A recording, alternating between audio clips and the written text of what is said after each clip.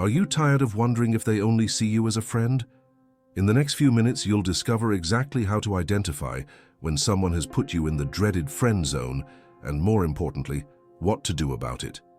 Most people make mistakes that keep them trapped there forever, but today that changes. Recognizing the signs of the friend zone isn't about paranoia. It's about correctly reading the signals that are right in front of your eyes, but that you refuse to see. Neil Strauss explained it perfectly. The biggest mistake is ignoring the reality of the situation for fear of facing it. Think about the last time you were with that special person. Did you feel there was a certain emotional distance despite the apparent closeness?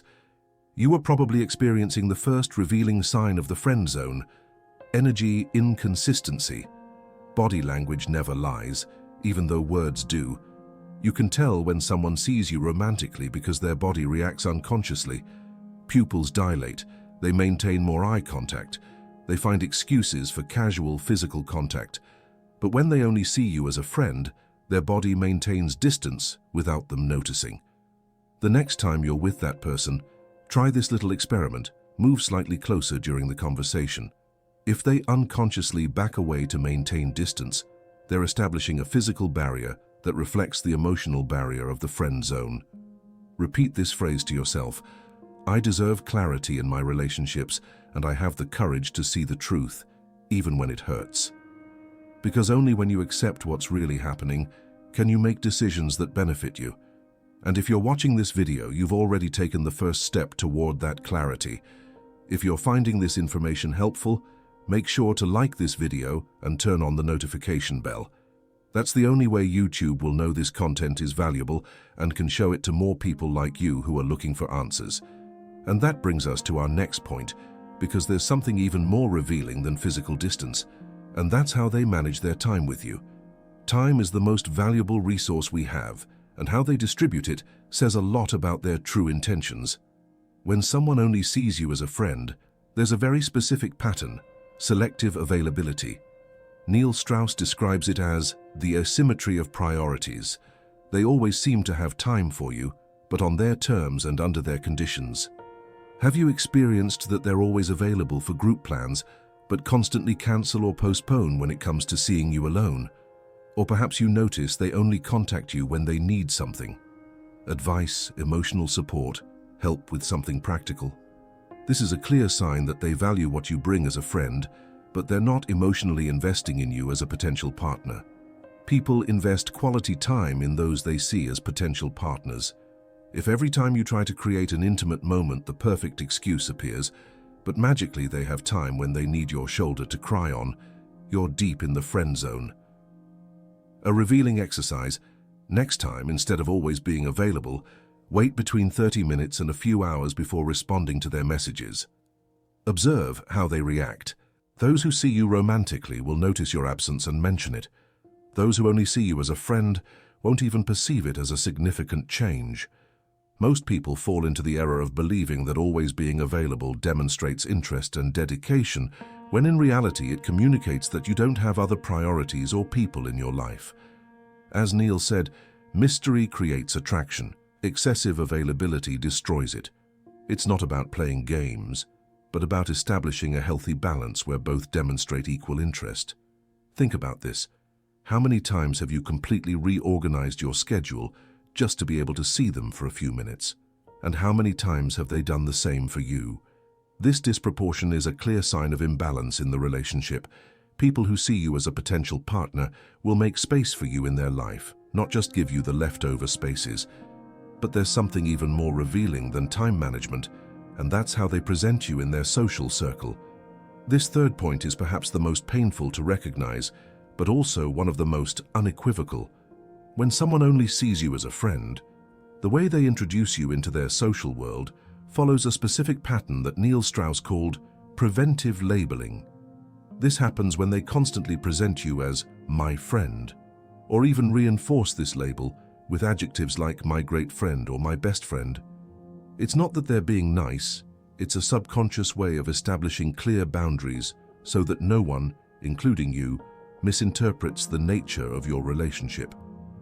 Has it happened to you that when you meet their friends or family, they immediately mention someone else they're attracted to or dating, even if it's irrelevant?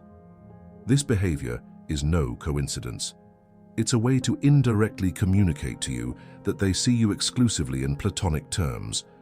Or perhaps you notice they talk openly with you about their dates and conquests, asking you for advice as if you were a neutral confidant, without considering that it might be uncomfortable for you. Try this test. The next time you're in a group, observe if they treat you exactly the same as the rest of their friends, or if there's some subtle difference. People who feel romantic attraction, even if they haven't expressed it openly, tend to give slightly different treatment to someone they're interested in. More attention, more pronounced laughter at their jokes, more eye contact. Another infallible indicator is how they react when someone assumes you're a couple. If they respond with exaggerated discomfort, nervous laughter, or rush to clarify that we're just friends, they're actively reinforcing that barrier. Someone with secret romantic interest usually reacts more neutrally or even with a slight smile at the confusion. Remember this truth: people don't hide what they really want. They only fear acknowledging it. If someone is romantically interested, there will be moments where that interest leaks through, however subtle it may be. The complete absence of these signals is itself a signal. At this point in the video, if you're recognizing these patterns in your situation, don't be discouraged. Recognizing reality is the first step to transforming it, or freeing yourself, and finding someone who does see you as you deserve. If this content is helping you, share it with someone who you think could also benefit. Sometimes a simple video can be the catalyst for a necessary change. And that brings us to our next point, because there's a signal that many constantly confuse and misinterpret: emotional closeness. Not all deep contact means romantic interest, and this confusion is what keeps thousands of people trapped in the friend zone for years. Neil Strauss talks about a phenomenon called segregated intimacy, where someone can share their deepest thoughts, vulnerabilities, and secrets with you, but keep the romantic or sexual aspect completely separate. This division is precisely what makes the friend zone so confusing. You receive what appears to be genuine intimacy and emotional connection, which we naturally interpret as romantic interest, but for the other person, they are two totally distinct categories. Has it happened that you become their main confidant? Do you know details about their life that few others know? Do they call or write to you when they're going through difficult times? These are signs of trust and deep friendship, but not necessarily romantic attraction. In fact, many people establish a clear mental division. There are those they are physically attracted to, but with whom they don't share emotional depth, and there are their emotional confidants with whom they don't contemplate a physical dimension. The most common mistake is interpreting this emotional trust as a foundation for something more, when for many, these are mutually exclusive categories. As Neil said, trust is the foundation of a lasting friendship, but tension is the catalyst for a romantic relationship. If your dynamic is completely devoid of tension or ambiguity, you're probably firmly in the friend category. Try this observation exercise. The next time you're sharing a vulnerable moment, notice if there's any kind of tension in the environment. Not uncomfortable tension, but that energetic charge that makes silences meaningful, that gives casual brushes weight. If the conversation flows as if you were talking to a brother or sister, without any element of nervousness or anticipation, it's a sign that they have firmly placed you in the friendship category. Ask yourself, are there topics they avoid discussing with you? Curiously, someone who only sees you as a friend can talk to you about almost anything, including intimate details of their romantic life. But someone who feels attraction for you will avoid certain topics that could ruin their chances or create discomfort. What about the language they use with you? Do they call you by nicknames they would use with a brother or sister? Do they say things like, "You're like family to me," or "I don't know what I'd do without a friend like you"? These phrases are ways to reinforce the platonic framework of the relationship, and they are often unconscious. They don't do it to hurt you, but because that's genuinely how they perceive you. But don't worry, because what we're going to talk about now is perhaps the most definitive indicator and also the most painful to recognize. The fifth revealing sign that will tell you without a doubt if they only see you as a friend. The fifth and most revealing sign that they only see you as a friend is what Neil Strauss calls behavior contrast. This occurs when you observe the difference between how they behave with you and how they behave with people they're actually attracted to. This contrast is brutally honest and often painful to witness, but it's the most reliable indicator of all. Have you noticed that the person you're interested in behaves completely differently when they're around someone they're attracted to? Perhaps you've seen how their energy changes, how they suddenly become more animated, how their body language transforms completely. That more vibrant, more playful, more self-conscious version is what they reserve for those they perceive as potential partners. Genuine desire cannot be completely hidden. When someone feels attraction, there are micro-expressions, unconscious posture adjustments, a particular gleam in their eyes that cannot be artificially fabricated. With their friends, they feel comfortable, relaxed, with no need to impress. With someone they're attracted to, there is an energetic tension, a desire to show themselves in their best light. Try this observation exercise. The next time you're in a social environment, pay attention to how their behavior changes depending on who they're interacting with. Are they more physical, more playful, more attentive with others? Do they seek the gaze or approval of certain people? But with you, the interaction flows without that element of tension. These subtle but perceptible differences are the non-verbal language of attraction. Neil Strauss expressed it perfectly. Attraction is not a decision, it's an automatic response. They can't completely control how their body reacts to someone they're really attracted to. They might tell you 1,000 times that they're not interested in anyone, but their body language will betray them when the person who really moves them appears. Another aspect of behavior contrast is observing how their appearance changes according to the context. Do they dress up especially when they know they'll see certain people, but with you, they show up as they are at home? Have you noticed that for plans with you, they don't make extra effort, but for other outings, they take time preparing? This differentiation in effort is very revealing about where you are on their scale of romantic priorities. Also ask yourself, have they rejected or ignored your subtle romantic advances, but respond positively to those of others? Sometimes we believe they haven't caught our hints, when in reality, they have understood them perfectly and have chosen not to respond to avoid damaging the friendship. It's painful to witness this contrast, to see how the person you're interested in transforms around others, but with you maintains a comfortable but platonic version of themselves. However, recognizing this truth is liberating. As Neil says, you can't change what you don't acknowledge. Once you accept the situation as it is, you can make decisions based on reality and not on unfounded hopes. Repeat with me. I recognize the truth of my situation, and I have the courage to act accordingly.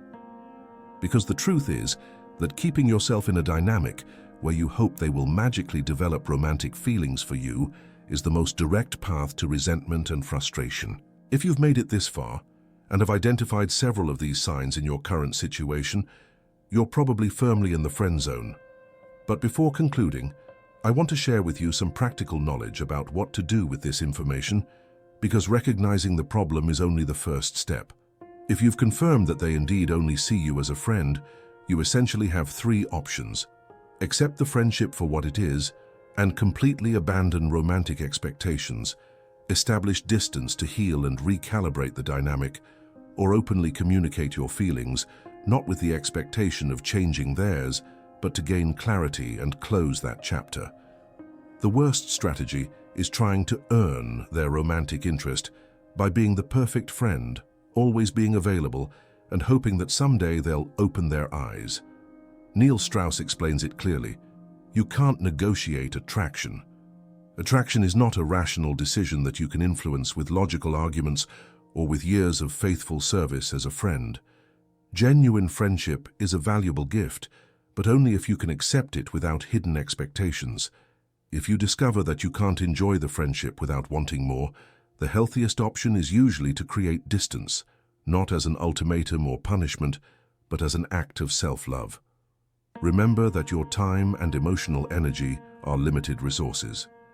Every hour you invest hoping someone will change their feelings toward you is an hour you're not investing in finding someone who sees you exactly as you want to be seen from the beginning. The path to satisfying relationships begins with the courage to see reality as it is, not as we wish it to be. Accepting that someone only sees you as a friend is not a defeat. It's a necessary step to open space for new possibilities that truly align with what you're looking for. If this video has helped you gain clarity, let me know in the comments by writing this phrase: I choose relationships where interest is mutual and clearly expressed. This small act of affirmation can be the first step toward real change in how you approach your future connections. And if you know someone who could benefit from this information, share this video with them.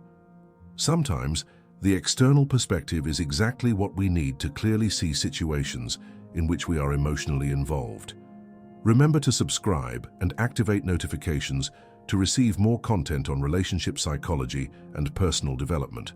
In upcoming videos, we'll be delving into specific strategies to increase your natural attractiveness and create genuine connections based on mutual desire, not need or hope. Clarity is the first step toward more satisfying relationships, and you deserve exactly that.